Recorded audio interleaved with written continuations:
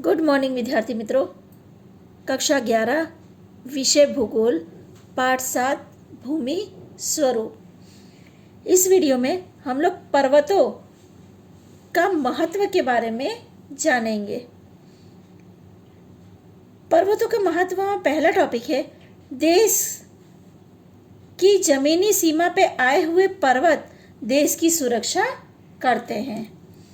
दूसरा, पर्वतों से निकलने वाली नदी झरनों से पानी की जो कमी है वो पूरी होती है। तीसरा है नदी के निरपेक्ष काप कीचड़ एवं सनेन्द्रीय द्रव्यों से जमीन की उर्वरा में वृद्धि होती है। चौथा, पर्वतों में से विविध उपयोगी खनिज प्राप्त होते हैं। पांचवा, पर्वतीय जंगलों में से कीमती लकड़ी, औषधि और अन्य वन्य उपज प्राप्त होती है। छठा है ऊंचे पर्वत नमी युक्त पवनों को रोकने में तथा वर्षा लाने में सहायक होते हैं। सातवां, पर्वतीय ढालों पर चाय, कॉफी, फल आदि बागायती तथा अन्य फसलों की खेती होती है। आठवां, पर्वतीय जो क्षेत्र है वो पर्यटन के लिए उद्योग के केंद्र होते हैं। नौवां है पर्वत में से आए प्राकृतिक जलप्रपात जल विद्युत उत्पन्न करने में अनुकूलता प्रदान करते हैं। ये सभी पर्वतों का महत्व है।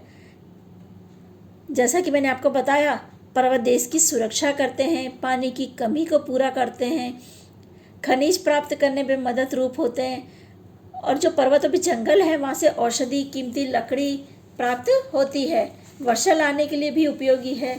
और पर्वत पे जैसे चाय, कॉफ़ी, फल, बागायती खेती या अन्य फसलें भी होती है, पर्यटन के लिए भी उपयोगी है।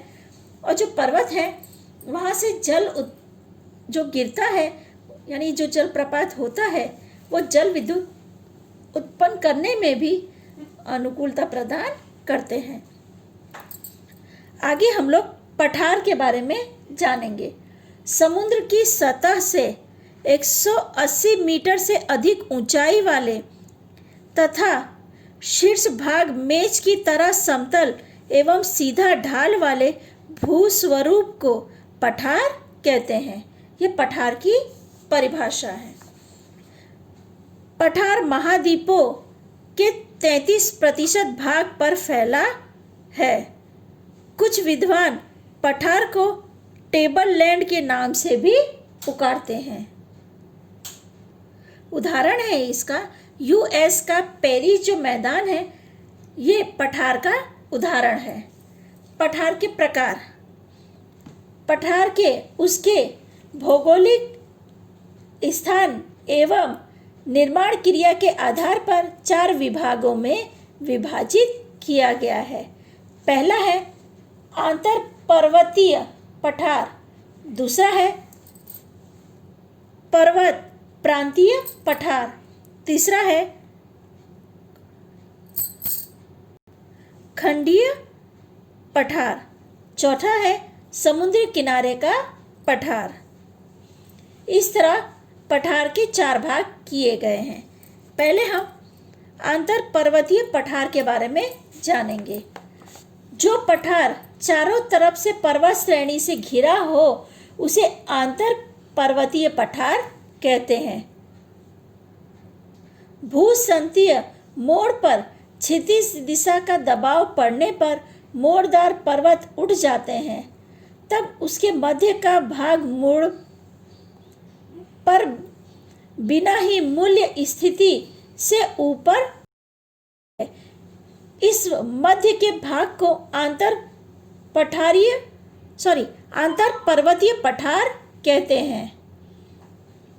कहने का अर्थ है कि चारों तरफ से ये पर्वतों से घिरा होता है और जो बीच का समतल भाग है वो सीधे ऊपर उसी तरह उठाता है, तो उसे आंतर पर्वतीय पठार कहते हैं। आंतर पर्वतीय पठार का ढाल पर्वत के साथ मिल जाता है। अन्य पठारों की अपेक्षा इसकी ऊंचाई अधिक है। भारत के उत्तर में तिब्बत का पठार हिमालय श्रेणी से, दक्षिण अमेरिका का बोलिविया का पठार एंडीज पर्वत श्रेणी से तथा उत्तर अमेरिका का कोलंबिया का पठार रॉकीज पर्वत श्रेणी से घिरा है। दूसरा है पर्वतीय प्रांतीय पठार। जिस पठार का एक तरफ ऊंचा पर्वत हो तथा दूसरी तरफ ढाल की निचाई का मैदान या समुद्र के किनारे में मिल जाता हो, तो ऐसे पठार को पर्वतीय प्रांतीय पठार कहते हैं। दक्षिण अमेरिका का पेंटेगोनिया का पठार एवं उत्तर अमेरिका का पिडमोंट का पठार पर्वतीय प्रांतीय पठार है। तीसरा है खंडीय महाद्वीपीय पठार। पृथ्वी के भूगर्भ में होने वाले मंद भूसंचलन की क्रिया के परिणाम स्वरूप जब संपूर्ण महाद्वीप या उसका कोई एक भाग या एक बड़ा भाग समतलीय सतह से ऊपर उठ गया हो, तो उसे भूमि स्वरूप को महाद्वीपीय पठार कहते हैं।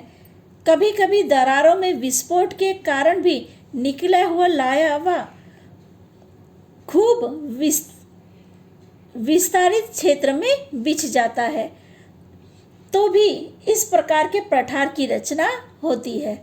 दक्षिण भारत का पठार, अफ्रीका का इथोपिया का पठार, ग्रीनलैंड का पठार एवं दक्षिण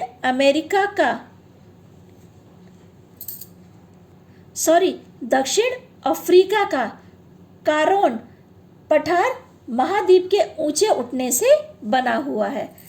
कहने का अर्थ है कि पृथ्वी के अंदर कई बार जो मंद मंद भू संचलन की क्रिया होती है, उसकी वजह से इन पठारों की रचना होती है। इसमें क्या है, ये पठार बीच में से ऊपर उठ जाते हैं और जो बड़ा भाग समतल होता है वो ऊपर उठा रहता है, और कई बार दरारों में विस्फोट के कारण जो लावा निकलता है वो समतल में बिछता है, तब इस प्रकार के पठारों की रचना होती है। चौथा है समुद्री किनारे के पठार। भू संचलन की क्रिया से समुद्री किनारों के नज़दीक के प्रदेश समुद्र की सतह से ऊंचाई तक उठ जाते हैं, तब महाद्वीपों के तटवर्ती प्रदेश नीचे बैठ जाते हैं। तब शेष ऊंचे भाग को तटीय या किनारे का पठार कहते हैं। ऐसे पठार अधिकांशतः महाद्वीपीय निगमन तट के साथ समाहित हो जाते हैं। दक्षिण भारत के पूर्वी किनारे का कोरोमंडल का जो पठार है तथा अफ्रीका का टांगानिका का पठार इस प्रकार के पठार का उदाहरण है। पठारों का महत्व। पठार खनिज का भंडार है, यानी इसमें से खनिज अधिक प्रमाण में प्राप्त होता है। पठारों की जो लाव वाली काली जमीन है ना, वो कपास के लिए उत्तम मानी जाती है। पठारों की छोटी घास के प्रदेश में पशुपालन हो सकता है, जैसा कि मैंने ऊपर बताया आपको कि जमीन काफ़ी उपजाऊ होती है। कपास की खेती के लिए ये उपयोगी है, यानी ये पशुपालन में भी उपयोगी साबित होती है। पठारों में अधिक वर्षा वाले क्षेत्रों में आने वाले जंगलों में से वन्य उपज प्राप्त होती है, जो उद्योगों के लिए कच्चा माल बरामद करवाती है। ठीक है विद्यार्थी मित्रों, अभी मैंने जो आपको चारों टॉपिक समझाए उनकी मैं आपको आकृति दिखाती हूँ। ये देखो आंतरिक पर्वतीय पठार, इसमें ये देखो दोनों तरफ पर्वत आया हुआ है और बीच में समतल भूमि है, तो ये जो पठार है ये आंतरिक पर्वतीय पठार के नाम से जाना जाता है।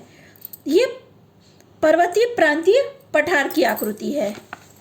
ये तीसरी आकृति महाद्वीपीय पठार की है। इसमें आप देख सकते हैं कि बीच का भाग समतल ऊंचा है और आजू बाजू में नीचे गहरा भाग है।